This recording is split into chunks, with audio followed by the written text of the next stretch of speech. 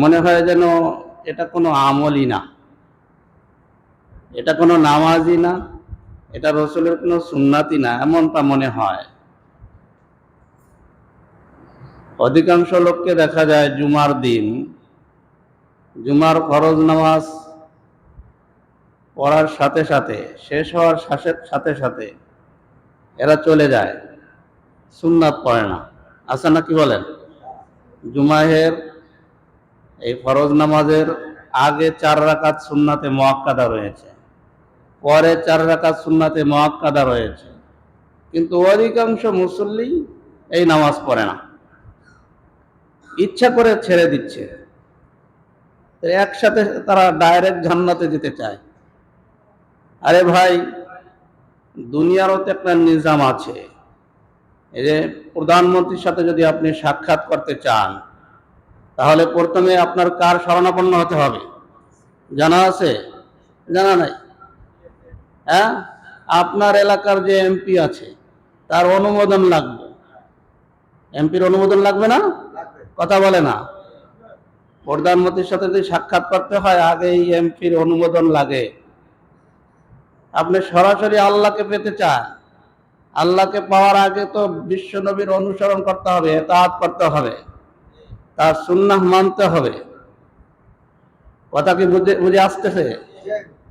তো আমরা দেখতেছি সুন্নাত পরিহার করতেছি, সরাসরি আল্লাহকে ভালোবাসতেছি না। আল্লাহকে ভালোবাসতে হলে বিশ্ব নবীকে আগে ভালোবাসতে হবে। কথা বুঝে আসতেছে?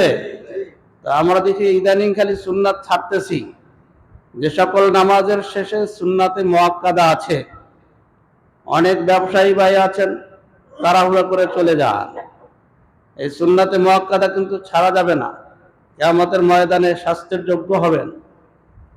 তো এদিকে সতর্ক থাকতে হবে, সুন্নাতে মুআক্কাদা পড়তেই হবে।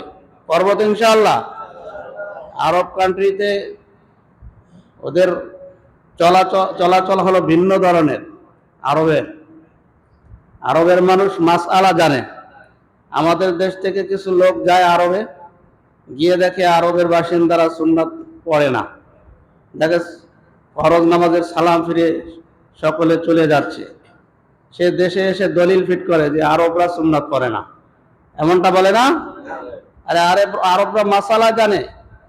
আল্লাহ রসুল সাল্লাল্লাহু আলাইহি ওয়াসাল্লাম যে নামাজের শুরুতে যে সুন্নাত আছে, পরে সুন্নাত আছে, এই সুন্নাত বাসা থেকে পড়ে আসতেন, আবার বাসায় গিয়ে পড়তেন। কথা বুঝে আসছে? তো আরবরা এই মাসালা জানে, তাদের বাসায় এরকম নামাজের ব্যবস্থা আছে, যে ব্যবসা প্রতিষ্ঠান আছে সেখানে ব্যবস্থা আছে। সে ফরজ নামাজ আদায় করে গিয়ে ওইখানে গিয়ে সুন্নাত পড়ে। আর বাঙালি বুঝে যে আরবরা সুন্নাত পড়ে না, এই দেশে এসে সুন্নাত পড়ে না। এমন বাঙালি আছে না? না, ওরা ঠিকমতো মাসালা জানে। আমরা মাসালা জানি না, খালি ওদের দেখে উল্টা বুঝতেছি। এই জন্য সুন্নাত ছাড়া যাবে না। ছাড়বো নাকি? যারা এখানে চাকুরি করি, জুমার দিন দেখা যায়, আমি কিন্তু সর্বদা খেয়াল করি যে যেদিন এই গার্মেন্টস খোলা থাকে, যত তাড়াতাড়ি জুমার নামাজ শেষ করা যায়, আমি সেই টাইমের দিকে ফলো করি। এরপরে আমার চাইতে বেশি টেনশন থাকে তারা, আমি 15 মিনিট আগে ছেড়ে দেই, সবসময় খেয়াল করি। কিন্তু এরা এরপরও সুন্নাত ছেড়ে চলে যায়। এমন মুসল্লি আছে কিনা? এই জন্য যারা এখানে চাকরি করেন, আমি আবারও বলি, আপনারা এরকম কতদিন করবেন? এরকম সুন্নাত ছাড়বেন কতদিন? ছাড়তে ছাড়তে তো একদিন ডাক চলে আসবে। এজন্য ছাড়া যাবে না। এই নামাজের জুমার দিন বিশেষ করে আমি এই টাইমটা ফলো করি। আপনাদের জন্য টাইম রেখেই, সুন্নাত পড়ার সময় রেখেই আপনাদেরকে ছাড়া হয়। আর অন্য ওয়াক্তে তো সময় আছে, তখনও দেখি সুন্নাত পড়ে না অনেকে। সামনে থেকে সুন্নাত ছাড়বো নাকি? সুন্নাতে মুআক্কাদা ছাড়বো নাকি? এই ছাড়লে কি হবে? কিয়ামতের ময়দানে বিশ্ব নবী আপনার পক্ষে সুপারিশ করবে না। তার সুপারিশ ছাড়া কেউ জান্নাতে যেতে পারবে?